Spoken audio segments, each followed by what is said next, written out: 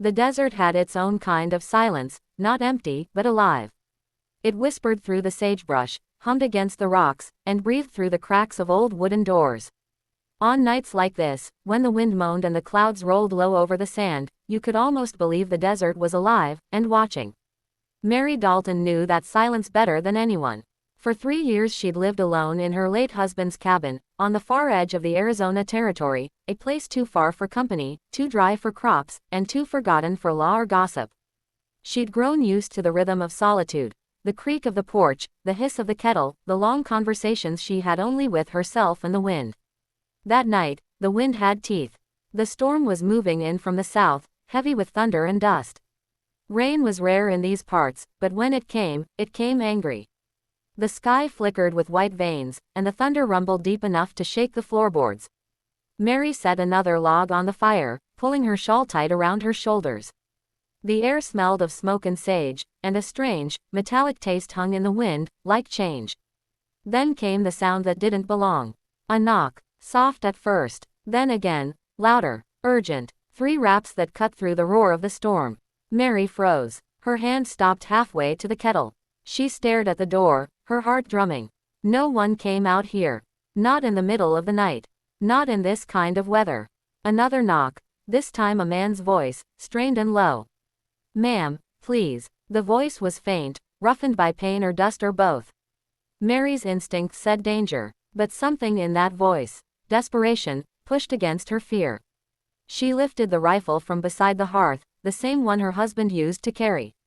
Her hands trembled slightly as she walked toward the door.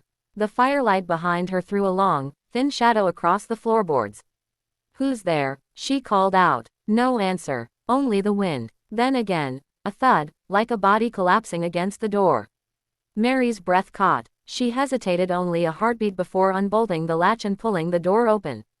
Lightning split the sky. A man stood there, half fallen against the frame, tall, broad-shouldered, soaked in rain and streaked with blood. His hat was gone, his dark hair plastered to his forehead. He clutched his side with one gloved hand, the other braced against the doorway to keep from collapsing completely. "Please," he whispered again, his voice barely audible. "Just a place to rest." Mary's eyes took in the torn coat, the mud-caked boots, the blood seeping between his fingers. She could see the holster at his belt, empty. A gunman, maybe, or worse, but the storm howled behind him, and the look in his eyes, tired, pleading, left no room for cruelty. "Come in," she said softly. He staggered through the doorway, nearly collapsing as the wind slammed the door shut behind him. Mary grabbed his arm, guiding him toward the hearth. His weight was heavy, but she managed to lower him onto the rug near the fire. "Thank you," he rasped, eyes fluttering shut. She could see now how pale he was, his skin ashen beneath the dirt. The blood on his side was thick and dark. "Don't thank me yet," she muttered, fetching a basin of water. "You might not live till morning." He gave a weak, crooked smile. Wouldn't be the first time someone said that. Mary knelt beside him, cutting open his torn shirt with a pair of shears. The wound was bad, a gunshot, by the look of it, torn through the ribs and half clotted. She'd seen enough in her time to know it wasn't fresh. 2 days old, maybe. Festered by travel and heat. "What happened to you?" she asked, cleaning the wound. "Wrong place, wrong men," he murmured. "You a lawman?" He shook his head faintly. "Outlaw, then." His lips twitched. "Depends who you ask." Mary didn't press further. She worked silently, washing the blood away, wrapping the wound tight with linen. The rain beat against the windows, and the fire cast the only light between them. When she was done, she leaned back, studying him. He looked younger now that the dirt was gone, maybe mid-30s. A man used to hard miles and harder choices. Scars crossed his forearm like pale lightning. His hands were calloused, his nails black with dust. There was something about him, danger, yes, but something else too. Sadness. "Name?" she asked finally. "Elias," he said. "Elias Crow." She nodded slowly. "I'm Mary Dalton." The storm outside deepened, rumbling across the horizon. For a moment neither spoke. The fire cracked, and the sound of rain against the glass filled the silence between them. "You shouldn't have opened that door," Elias murmured after a while, eyes still half closed. "Why's that?" "Sometimes trouble knocks real polite." Mary gave a dry smile. And sometimes it just needs a place to rest. He looked at her then, really looked. In the flicker of the firelight, her features softened, the lines of loss around her eyes, the quiet strength in her jaw. Not beautiful in the way of city women, but real, like weathered wood and desert flowers. Elias's eyelids grew heavy. I'll be gone by sunrise, he whispered. Mary shook her head. Not in that condition, you won't. He didn't answer. Sleep took him before she could argue. She sat there for a long time after, watching the storm rage beyond the window. In the firelight, the stranger's face looked almost peaceful, though she could see the tension in his jaw, the ghosts that followed him even into sleep. Outside, thunder rolled over the desert. Inside, two lives, a lonely widow and a wounded drifter, had just crossed paths in a way neither could have expected. And somewhere in that dark, wild night, the desert itself seemed to breathe, as if it knew what had begun. The frontier had its own rhythm, one that was harsh, unrelenting, yet quietly mesmerizing. Snow melted into rivulets that ran across the plains, carrying the scent of wet earth and the faint aroma of pine from distant ridges. The days lengthened, bringing sunlight that was at once blinding and golden, stretching across the grasslands in waves of warmth that belied the chill still lingering in the shade. For Lieutenant James Harrow, life at the outpost remained a blend of routine and vigilance, punctuated by patrols across the sprawling wilderness and the occasional clash with nature, or the occasional threat that lingered in the distance like a shadow he could neither touch nor see. He had become accustomed to the solitude, yet solitude had a weight, a kind of silence that pressed against the soul. It was during these long hours, wandering the ridge paths with only the wind as company, that he would think of Eleanor Merrick. Her letters had become a lifeline, a bridge across the vast emptiness, a soft illumination in a world often colored by gray frost and muted sunsets. The second letter he received from her arrived one morning, delivered with the usual bureaucratic delay, crumpled slightly at the corners. She wrote of the small changes at home, the bloom of early daffodils in her garden, the arrival of spring birds with feathers glistening in the sun, the small acts of kindness she had witnessed in the town square. Eleanor spoke of her nights spent reading aloud, her voice filling empty rooms, as though trying to make them resonate with life once more. Harrow read her letter aloud to himself by the fire, savoring every word. He felt as though he could almost hear her voice, tender and precise, hovering in the quiet of his hut. It was a strange comfort, this imagined presence of someone he had never met. The letters themselves became rituals. He would polish his writing desk, light the lantern, and take hours to compose his replies, each word chosen with care, each sentence a reflection of both the frontier and the delicate, living thread that connected him to her. He began to write not only about the monotony of duty but also about the subtle beauties and small dangers of life at the outpost. He described the patrols along icy ridges, the distant silhouettes of wolves that sometimes stalked the edge of their territory, the crackle of the fire at night, and the rare moments when the men would sing old songs, their voices carrying across the plains like echoes of home. In each description, Eleanor's presence was implicit, as though she were standing beside him, sharing in every sensation, feeling every chill and every fleeting warmth of the frontier. In her replies, Eleanor often mirrored this intimacy. She wrote of letters received from neighbors, of small festivals in her town, of music she had discovered, and books that had captured her imagination. She included passages from novels, poems she had loved, and stories of her own childhood memories with Thomas. Sometimes, she confessed small fears, the worry that James might be too far away, that the frontier could take him, that the letters might be all that survived should something unforeseen occur. Yet there was also courage in her words, a desire to understand, to connect, and to share her life with him, even across the distance. Weeks became months. Harrow's patrols became longer and more taxing as the seasons shifted. He would rise before dawn, donning layers of wool, leather, and fur, and trek across snow-drained plains or through marshy lowlands where the mud threatened to swallow his boots. The wind was a constant companion, cutting through him with unrelenting force, yet he endured it with a steadfastness fueled not only by duty but by the promise of Eleanor's letters. There were nights when the cold pressed through his hut walls so completely that sleep was a distant memory. He would sit by the fire, staring into the dancing flames, penning letters with meticulous care, tracing each curve of his handwriting as though the act itself could bridge the miles. He poured his thoughts into the letters, the exhilaration of discovering animal tracks in the snow, the terror during skirmishes with wandering bandits, the loneliness of watching sunsets alone, and the quiet triumph of surviving another day. In one particularly long letter, Harrow described a patrol along the northern ridge where he had encountered a herd of elk. He detailed their movements, the way the sunlight caught the dew on their antlers, the soft sound of their hooves on frozen ground. Eleanor's reply, when it came, was filled with wonder, as though she were standing beside him, marveling at the scene through his eyes. She wrote of her own moments of observation, flowers blooming too early, the gentle fall of rain, the small joys she found in a world that often seemed confining. Through these exchanges, an unspoken intimacy grew. They shared fears and hopes, silent dreams, and fragments of their souls. Harrow found that he could tell her things he could not confide in his fellow soldiers, his doubts, his memories of Thomas, the small regrets he carried in the corners of his heart. Eleanor responded with understanding and empathy, creating a space in her letters where honesty and vulnerability were safe, where emotion could flow freely without judgment. Winter faded entirely, leaving behind fertile plains and rushing rivers.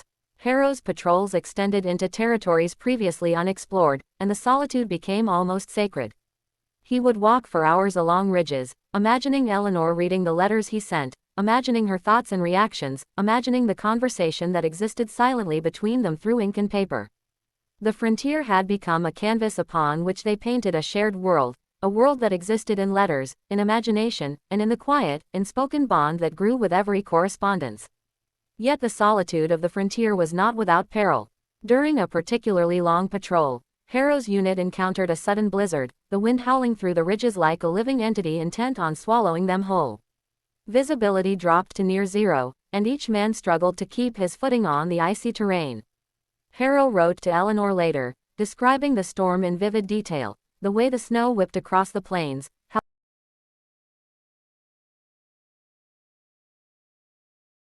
state. In response, Eleanor wrote back with a mixture of concern and fascination, asking questions about his survival, expressing admiration for his endurance, and sharing small personal stories to distract him from the harshness he endured. Through every trial, the letters became more than communication. They were lifelines, tangible proof of connection, proof that despite the miles, the danger, and the isolation, human hearts could reach each other. Harrow realized that his sense of duty was no longer just toward the regiment or the outpost, it was toward this unseen, unwavering presence who awaited his words across the distance. By the end of the first year of their correspondence, the bond had solidified into something undeniable. Harrow had begun to think of Eleanor as more than a recipient of letters. She had become a mirror of his own emotions, a companion in the most profound sense, a presence that existed in every patrol, every quiet evening by the fire, every glance across the frozen plains. He found himself speaking to her aloud as he wrote, sometimes laughing at small absurdities of frontier life, sometimes whispering confessions he had never dared admit. Eleanor, in turn, confided her own fears and hopes with increasing candor. She spoke of her loneliness, her longing to see the world beyond her home, and the small victories that marked her days. She began to ask questions of him not as an outsider but as someone intimately invested in his life, questions about what he feared, what he hoped for, what he had never told another soul. It was during this period that Harrow came to understand the true depth of their connection. Letters, which had begun as a channel for grief, had transformed into something far more significant, a shared existence that transcended distance, danger, and time. Through words, they had created a world together, a world in which sorrow could be spoken, joy could be shared, and intimacy could flourish even in the most barren of landscapes. One evening, as the sun dipped behind the distant mountains, casting long shadows over the plains, Harrow sat by the fire with a letter freshly opened. Eleanor's words spoke of her day, the way sunlight had caught the morning dew on her garden, the quiet pleasure of reading a book aloud, the memory of Thomas that lingered in her mind. She wrote with care, with curiosity, with a gentle humor that made him smile despite the fatigue in his bones. He read her letter aloud, feeling the wind press against the walls of his hut, imagining her presence in every line. It was in moments like these that Harrow realized the frontier had become more than a place of isolation, it was a landscape upon which their souls had begun to meet. The mountains, the rivers, the endless plains were not merely obstacles or scenery, they were the canvas upon which their connection had been painted, letter by letter, word by word, across distance, time, and silence. And so, in the quiet solitude of the frontier, Lieutenant James Harrow discovered a truth that would shape the months and years to come. Human hearts, even when separated by unimaginable distances, could find each other, could speak, could share, could grow. Through the exchange of letters, through the careful articulation of thought and feeling, he had found a companion, a confidant, and a presence that gave life meaning in a world defined by its harshness and its silence. The desert had a strange way of keeping secrets. It buried bones, swallowed trails, and let men disappear without a whisper. But it never forgot. No matter how far you rode, your past always found a way to follow, like a shadow you couldn't outrun. By the fourth morning, Elias Crow was strong enough to saddle a horse. Or at least, he tried. Mary found him out by the corral, struggling to tighten the cinch on her husband's old mare. His shirt was half buttoned, the bandage beneath it stained dark again. The sun glinted off his hair, and for a moment, he looked like any other ranch hand, except for the weariness in his movements. "You planning to kill yourself on that horse?" she called from the porch. Elias turned, the ghost of a smile tugging at his mouth. "Just trying to stretch my legs. You'll stretch them straight into a grave if you don't rest another day." He stopped, leaning one arm against the saddle horn, his breath catching slightly. "Can't stay, Mary. You said that yesterday, and the day before," he admitted. "But this time, I mean it." She folded her arms, watching him. "Running never fixed much, Elias." "Neither does waiting," he said quietly. The wind moved between them, carrying the dry scent of mesquite. Mary looked at him, this man who'd appeared like a ghost out of the storm, and felt a strange ache stir beneath her ribs. She told herself it was only worry. But she knew better. "You won't make it far," she said finally. "Maybe not, but staying here puts you at risk. Those men I mentioned, they don't forgive easy." He stepped closer, lowering his voice. "If they find me here, they'll find you too. And I won't have that on my conscience." Mary met his gaze steadily. "You think I scare easy? I've buried a husband, Elias. The desert doesn't take me without a fight." He stared at her for a long moment, then nodded. "You've got more grit than most men I've known." She smiled faintly. "Then quit wasting it arguing with me. Go rest." He chuckled, defeated, and turned back toward the cabin. But something dark flickered in his eyes, a tension he couldn't shake. That night, the moon rose red over the mesa. Mary couldn't sleep. The wind had changed again, soft, but uneasy, like the desert was holding its breath. Elias was awake too, sitting by the fire, the old rifle across his knees. His expression was distant, listening for something only he could hear. "You expecting company?" she asked quietly. He looked up, startled. Then shook his head. "Just habit. Too many nights waiting for the wrong kind of knock." Mary crossed the room and poured 2 cups of coffee. She handed him one, their fingers brushing, a small, electric moment that made them both pause. The air between them seemed to hum. "Tell me the truth," she said after a while. "Who are these men you're running from?" Elias hesitated, then sighed. "Used to ride with them. Years back. A gang out of Prescott. Called themselves the Delaney brothers, though they weren't kin by blood. Robbers, smugglers, killers, some of them. And you." "I was their tracker. Best shot in the group. Until I saw what they were capable of." His jaw tightened. "We hit a stagecoach outside Flagstaff. Thought it was carrying payroll. Turned out it was a family, a man, his wife, 2 kids. They didn't make it." Mary's hand froze around her cup. "My God. I walked away that night," he said softly. "Took a bullet for it, too. Thought I could outrun what I'd done. Guess the desert had other plans." The silence that followed was thick as the night outside. Mary looked at him, the pain in his eyes, the honesty, and felt something she hadn't felt in years, compassion. "You can't change what's behind you," she said quietly. "But you can decide what kind of man you are when the past comes calling." Elias looked up, searching her face. "And what if the past doesn't give me that choice?" Before she could answer, a sound cut through the quiet. Hoofbeats, faint at first, but growing louder. Steady, measured. Elias's head snapped toward the window. The coffee cup hit the table with a dull thud. Mary's pulse quickened. "Riders. 2, he said. "Maybe 3. He moved to the window, peering out into the moonlit desert. Dust trails shimmered in the distance, faint but real. "They found me." Without a word, Mary crossed to the wall and took down her husband's rifle. She checked the chamber, her movements calm but sharp. Elias turned toward her, surprise flickering in his eyes. You know how to use that. She gave him a hard look. I know how to protect what's mine. For a moment, they just stared at each other, two souls bound by something larger than fear. Then Elias said quietly, they'll be here before sunrise. The hours that followed stretched long and tense. Elias checked the window every few minutes, scanning the horizon. Mary prepared what little ammunition she had and doused the lanterns. The desert outside had gone eerily still, even the coyotes were silent. Sometime past midnight, Elias spoke again. If anything happens, you take the back trail behind the shed. It cuts toward the ridge. You'll be safe there. I'm not leaving you. Mary, I mean it, she said firmly. This is my home. I've lost enough without adding guilt to the list. He looked at her, really looked, and something inside him softened. You're braver than most men I've known. Then stop treating me like I ain't one of them. He almost smiled, but the sound of hoofs shattered the quiet. They came from the ridge, two figures on horseback, dark against the silver of the moon. One carried a lantern that swung like a small, angry sun. The other dismounted, walking toward the porch with a heavy step.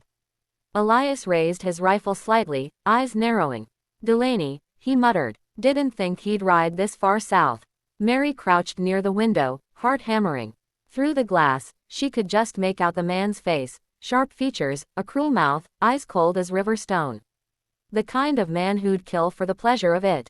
Crow, the man shouted, his voice carrying over the desert. You in there? Elias didn't answer. The man laughed. You always did have a taste for lost causes. Come on out, and maybe I'll let the lady keep her skin. Mary's stomach turned cold. Elias's jaw tightened, fury burning beneath his calm. Stay inside, he whispered. No matter what you hear. Before she could argue, he stepped out the door, rifle in hand. The wind caught his coat, the moonlight catching on the barrel. Delaney grinned from the foot of the porch. Well, I'll be damned. Thought you'd bled out days ago. Disappointed? Elias asked. Not yet, but I aim to be satisfied. Two other riders emerged from the shadows, rifles gleaming. Mary held her breath behind the curtain, her finger hovering near the trigger of her own gun. Delaney took a slow step forward. You should have stayed dead, Crow. Would have saved us the ride. I tried, Elias said. Didn't take. Then, silence. The desert itself seemed to listen. When the first shot cracked, it sounded like thunder rolling across the sand. Mary fired before she could think, a burst of instinct and fear. The lantern shattered, plunging the scene into near darkness. Men shouted, hoofs screamed, and gunfire split the air. Sparks flew as bullets struck the porch rail. Elias dove behind the post, returning fire with quick, precise shots. One of Delaney's men dropped from his saddle. The other retreated behind a rock outcrop, yelling curses into the wind. Delaney himself ducked low, reloading. You think she can save you, Crow? He shouted. You'll bring her down with you. Elias's answer was another gunshot, close enough to clip the man's hat clean off. Then, as suddenly as it began, silence fell again. Only the wind moved, whispering through the brush. Mary crept to the door, heart still pounding. Elias, I'm here, he said, voice low. He's gone. For now. She stepped out, the air sharp and cold against her skin. Elias stood in the moonlight, his chest rising hard, smoke curling from his rifle. The body of one rider lay still near the fence. The others had fled, leaving tracks carved deep in the wet sand. Mary looked at him, at the blood on his sleeve, the wildness in his eyes, and something inside her broke open. Fear, relief, and something deeper tangled together until she couldn't tell them apart. You saved my life, she said softly. He shook his head. No, Mary, you saved mine, more than once. The night stretched long after that. They buried the dead man at dawn, beneath a lone mesquite tree at the edge of the property. Neither spoke much. Words felt small against the weight of what had happened. When it was done, Elias stood staring out at the desert, the same desert he'd been running through for years. This place, he said quietly. It's got a way of testing a man. Showing him who he really is. Mary glanced at him. And who are you, Elias Crow? He turned to her, the first light of morning catching his face. A man who's finally tired of running. She didn't answer, but the way she looked at him, steady, unflinching, said enough. The desert wind moved between them, carrying the scent of sunrise and dust. Something new had begun. Something neither of them could stop, nor quite name. The desert was silent that night, but not peaceful. The silence carried tension, the kind that hums in the air before a storm or a confession. Clara sat on the porch, her shawl wrapped tightly around her shoulders. The stars shimmered above like scattered shards of glass. From the barn, she could hear Elias moving, slow, deliberate, as if trying not to disturb the night itself. It had been a week since that night by the fire when their eyes had met too long, their words had gone too deep. Since then, something had shifted between them. The air in the house had changed. It wasn't just kindness anymore, it was yearning. A quiet understanding. Each morning, Clara would find Elias already outside, feeding the horses, fixing the fences, doing work that used to take her all day. His shoulder still ached, but he never complained. She brought him water and biscuits, and he'd thank her softly, his voice deep, gentle, careful. Sometimes they didn't speak for hours, yet it felt like they did. The silence between them was no longer empty. It was alive, filled with something neither dared to name. One evening, when the heat finally faded, Clara walked out to the barn to find Elias cleaning his old revolver. It was worn and dull, like it had seen too many battles. "You still carry that?" she asked quietly. Elias looked up, his eyes shadowed by the lantern's glow. "Habit," he said. "And maybe, fear." "Fear of what?" He paused, then said in a low voice, "that the past might ride up behind me one day." Clara didn't push. She could see the weight he carried, the kind only a man who's seen too much could bear. When she turned to leave, he said softly, "You shouldn't have to live out here alone, Clara." She froze. No one had spoken her name like that in years, gently, like it meant something. "I'm not alone anymore," she replied, her voice barely a whisper. The storm inside. That night, sleep refused to come. Clara lay in bed, staring at the ceiling. She could hear the faint creak of the barn door, the shuffle of Elias's boots. Every sound of him felt close, almost too close. Memories of her late husband drifted through her mind, how he had been kind at first, then distant, then gone, lost to the desert's cruel sun. She remembered the loneliness that had followed, the long nights of silence, the fear that she'd become invisible to the world. And now, here was this stranger, this wounded man, breathing life back into her days. When the wind picked up, rattling the windows, Clara got up and lit a candle.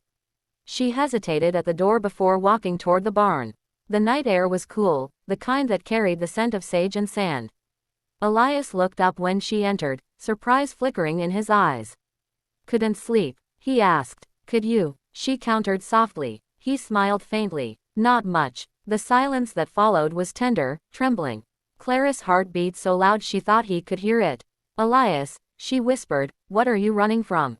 He sighed, staring at the floor. "A mistake. Maybe two. Maybe too many." She stepped closer. "You don't have to tell me everything. Just, don't lie to me." His eyes met hers then, blue-gray like a storm about to break. "I've never lied to you, Clara. Not once." Confession in candlelight. The barn was dim, the air thick with dust and the smell of hay. The candlelight trembled between them. Elias leaned forward, resting his hands on his knees. "There was a man," he began slowly. "A sheriff. He said I was guilty of something I didn't do. When I tried to prove my innocence, things went bad. There was a fight. A gun went off." Clara's breath caught. "You killed him." "I don't know," Elias said, his voice breaking slightly. "I didn't mean to. I was just trying to survive. But after that, there was no going back. They put a price on my head." She took a step closer. "So you're a fugitive." He looked up at her, eyes glistening. "I'm a man who made mistakes. Who's tired of running." Clara stood still for a long moment. Then she whispered, "I don't care who you were, Elias. I care who you are now." Her words hit him harder than a bullet. He reached for her hand, slow, uncertain. When his fingers brushed hers, it felt like touching sunlight after years in shadow. The kiss. The world seemed to hold its breath. The candle flickered. Outside, the coyotes howled somewhere in the dark. Clara didn't move away. She could feel his breath, warm and close. Elias searched her eyes as if asking permission without words. And then, they kissed. It wasn't the wild kiss of youth, but something deeper. The kind that comes from two broken souls finding something whole. When they parted, she stayed close, her forehead resting against his. "This is wrong," she whispered, but her voice had no conviction. "Maybe," he murmured, "but it feels like the only right thing I've known in years." Dash dash dash. Footsteps in the distance. Days passed. They worked side by side, spoke in glances more than words. But peace in the desert never lasted long. One afternoon, as Elias repaired the corral fence, a cloud of dust rose on the horizon. Clara squinted. 2 riders were approaching fast. Her heart dropped. "Elias," she called, her voice sharp with fear. He looked up, saw the figures, and went pale. "They found me," he said quietly. Clara's breath hitched. "What do we do?" He stepped forward, calm but resolute. "You stay inside. Lock the door. No matter what happens. I'm not leaving you," she said fiercely. Elias turned, his hand brushing her cheek. "You already saved me once. Don't let it cost you everything." She wanted to argue, but the look in his eyes stopped her. It wasn't fear, it was acceptance. Dash dash dash. The return of the past. The riders drew near, one wearing a sheriff's badge that caught the sunlight like fire. "Elias Monroe," the sheriff shouted. "By the authority of the Arizona Territory, you're under arrest." Elias stood tall, unarmed. "You don't want to do this, Sheriff." "Not here." Clara watched from the window, her hands trembling. The sheriff dismounted, boots crunching on dry earth. "You can come quiet, or we can end this right now." Elias's voice was steady. "You still think I killed your deputy, don't you?" "I don't think. I know," the sheriff snarled. Before Elias could reply, the other man raised his gun. Clara screamed. A shot rang out. The world spun into chaos.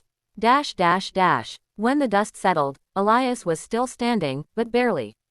The sheriff lay on the ground, clutching his leg, his gun kicked away. Elias's shoulder bled again, the old wound torn open. He stumbled back toward the porch where Clara ran to meet him. "Elias," she cried, catching him as he fell to his knees. He looked up at her, pain in his eyes but a faint smile on his lips. "Guess I wasn't done running after all," he said weakly. Tears streamed down her cheeks. "You're not dying on me, Elias. Not now, not like this." He brushed her face with trembling fingers. "You make me wish I'd lived differently." Dash dash dash. Under the moonlight, that night, Clara sat by his side again, pressing cloth to his wound. The moonlight poured through the window, soft and silver. Elias spoke between shallow breaths. "If they take me, promise you'll forget me." She shook her head. "I can't. You have to." "No," she said, her voice fierce and shaking. "Because you didn't just knock on my door that night. You knocked on my heart. And I let you in." He smiled faintly, eyes glistening. "Then maybe that's enough." Dash dash dash. Outside, the desert wind carried the echoes of what had been, 2 souls who had found each other at the edge of the world, bound by fate, torn by consequence. And as dawn crept over the horizon, Clara whispered a silent prayer. That somehow, somewhere, love might still be stronger than the past. The desert dawn rose slow and heavy that morning, painting the sky in bruised shades of violet and gold. A new day had come, but for Elias Monroe and Clara Dawson, it didn't feel like a beginning. It felt like the edge of an ending. Clara sat beside Elias on the porch, his head resting against her shoulder. The bandage around his chest was stained again, dark and wet, but he didn't complain. He watched the horizon, calm, quiet, almost peaceful. The sheriff and his deputy had ridden off before sunrise, leaving a promise to return with reinforcements. They had taken their wounded and left Clara's land behind, but not the threat. Elias's time was running out, one way or another. Dash dash dash. A fading light. "Do you think they'll come back?" Clara asked softly. Elias gave a faint smile. "A lawman always finishes what he starts." He turned to look at her. "But maybe not today." Clara pressed her hand over his, her fingers trembling. "You need a doctor, Elias. There's one in Dry Creek. I can hitch the wagon and take you." He shook his head. "You wouldn't make it. And even if you did, the sheriff would be waiting. I can't risk that for you. But I can't just," her voice broke. "I can't just sit here and watch you die." He looked at her then, really looked, and for a long moment, the world fell silent. "Clara," he said gently, "you've already saved me. Don't you see? You gave me something I thought I'd lost a long time ago, a reason to stop running." Her eyes shimmered. "Don't talk like that. I have to," he said, his voice barely above a whisper. Because the sun's coming up, and I don't know if I'll see it again tomorrow. The letter. When Elias drifted into sleep, Clara went inside and sat at her kitchen table, the same table where she had eaten alone for years, where she had prayed to no one in particular. She pulled out a piece of parchment and began to write, her hand shaking. Greater than to whom it may concern. His name is Elias Monroe. He is not the man you think he is. He saved lives, not took them. He's been punished enough by the ghosts that follow him. If you have any mercy left in your hearts, let him rest in peace. Sincerely, Clara Dawson. When she finished, she folded the letter carefully and tucked it into her dress pocket. If the sheriff came back, she'd make them read it, even if it cost her everything. The stranger's story. By afternoon, Elias had woken again. His face was pale, lips cracked, but his eyes still burned with the fire of a man who refused to surrender. He asked for water, and when she handed him the cup, he caught her wrist and said, "There's something I never told you." "You don't have to." "I do," he interrupted softly. "You deserve to know who it was that knocked on your door that night." Clara sat beside him, silent. "I wasn't always a wanted man," Elias began. "I worked cattle near Silver Ridge. Then one winter, a gang raided our ranch. They took everything, my friends, my horse, my name. When I went to the sheriff for help, he called me a liar. Said I was one of them." His voice hardened. "So I ran. Spent years trying to prove I wasn't the monster they made me out to be. But the truth is, the more you run, the more you start believing you deserve the chase." Clara listened quietly, tears running down her cheeks. "I thought I'd never see kindness again," he said. "Then I saw your light that night, shining through the storm like a sign from heaven. I almost turned back, but something told me, if I knocked, maybe this time, someone would answer."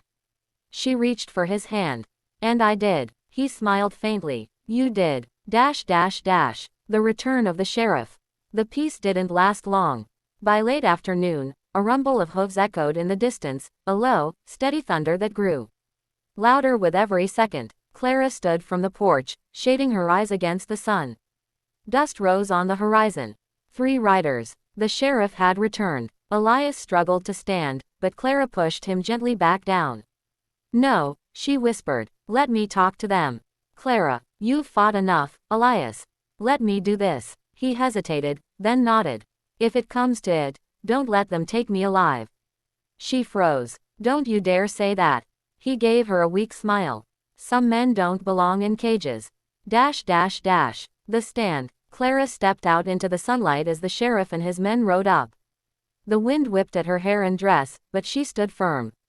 "Afternoon, ma'am," the sheriff called. His tone was polite, but his hand rested near his gun. "You know harboring a fugitive's a hanging offense." "I know what he's accused of," Clara said, her voice strong. "And I know he's not guilty." The sheriff dismounted, scowling. "Ma'am, I don't mean to disrespect you, but that man shot my deputy." "Your deputy shot first," Clara snapped. "You saw it." The sheriff hesitated, jaw tightening. The deputy behind him shifted uncomfortably. "Step aside," the sheriff said finally. "We'll take him in." "No," she said, her chin lifted. "You'll take him when he's dead, and that blood will be on your hands, not mine." For a moment, the sheriff just stared at her. There was something in her eyes that unsettled him, not defiance, but faith. Then Elias's voice rang out from behind her. "Sheriff." They turned. Elias stood in the doorway, leaning heavily on the frame, pale and bleeding but unbroken. "Let her be," he said. "This isn't her fight." "Elias Monroe," the sheriff said, his hand lowering from his gun. "You're done running." Elias nodded. "I'm done." The sheriff's jaw worked, like he was chewing the taste of mercy. After a long pause, he said quietly, "If I take you in, you'll hang." "Maybe I deserve to," Elias said. "But she doesn't deserve to live her life wondering what became of me." Clara stepped forward, eyes blazing. "No, you can't." But Elias turned to her, his hand finding hers. "Clara, you gave me peace. That's more than most men ever get." The last goodbye. The sheriff waited as Elias turned to her fully. The world seemed to slow around them, even the wind grew still. "Promise me something," Elias whispered. "Don't close your door to the next stranger who knocks." There's good left in this world, and maybe they'll need your kindness, too. Clara shook her head, tears streaming freely. I can't do this again. I can't lose you. He smiled, that soft, quiet smile she had come to love. You never had to find me to lose me. I've been lost for years. He pressed something into her palm, the silver pendant he'd worn around his neck since the night she found him. Keep it, he said. So you'll know I was real. Then he kissed her, slow, gentle, full of everything words couldn't hold. When they parted, he whispered, thank you for answering the door. And before she could speak, the sheriff stepped forward, placing the cuffs on Elias's wrists. The law took him away, down the road that led into the horizon, where the sun burned low and red like fire. Clara stood there long after the dust settled, the pendant clutched in her hand, her heart aching with the weight of what love had cost her. Epilogue, the letter that traveled. Weeks later, a letter arrived in the mail, sealed with the mark of the Arizona Territorial Office. Clara hesitated before opening it, her fingers trembling. Greater than Mrs. Dawson. Elias Monroe died in his sleep 3 nights before his scheduled execution. Before he passed, he asked us to send you this. He said you'd understand. Inside was another folded sheet, written in Elias's rough hand. Greater than Clara. The stars look different from where I am, but I still see your light. Don't grieve for me, I found what I was looking for. A home, a heart, a reason to stop running. Maybe love isn't meant to save us. Maybe it's just meant to remind us we were worth saving once. Yours, always, Elias. Clara read the letter over and over until the ink blurred through her tears. That night, she walked outside, looked up at the desert sky, and whispered into the wind, you found peace, Elias. So will I. And for the first time in years, she left her door open, just a crack, in case another lost soul ever came knocking at midnight.